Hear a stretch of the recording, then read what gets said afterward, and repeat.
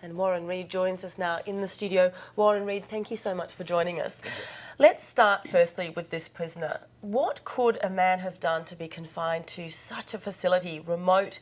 In that foreign correspondent report, you mentioned treachery. Can you expand a little bit on what he might have done? Well, it would have to be something really serious like that he'd betrayed Israel and the service, Mossad, and been recruited by a member of a hostile intelligence service, wherever, probably in the region, and had spilled the beans, and the beans he spilled would have to have been things that directly impacted on Israel's national security.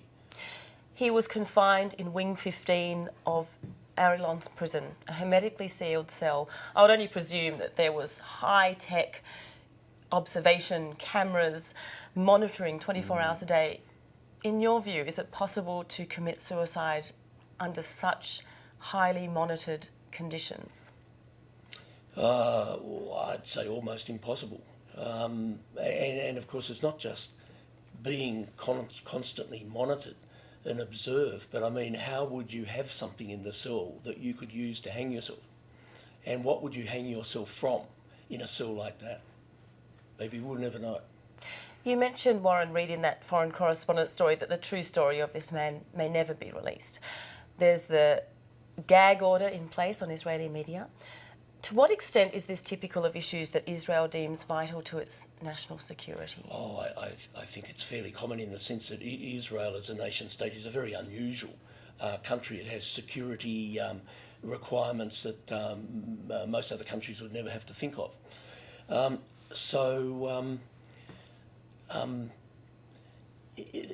think when we look at what this chap probably did, we have to bear in mind it would have been something big, perhaps treachery, betrayal, but Israel in security terms is such a sensitive sort of entity that anything that vaguely threatens that would be enough maybe to bring something like this on.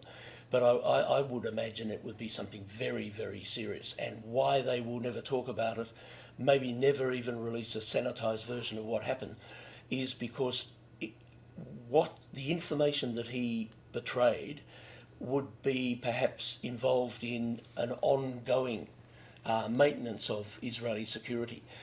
So they can't talk about it now because it would reveal things that are not only current, but could be ongoing for 20 or 30 years. There'd be something like that in it. Now, a government can install gag orders, media, government, politicians, but you've worked in Secret Service for ASIS. You're a former spy.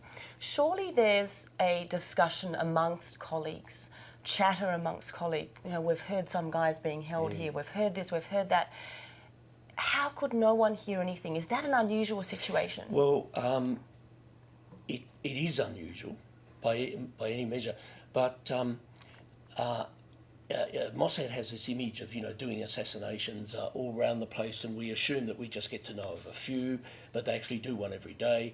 Well, that's not true.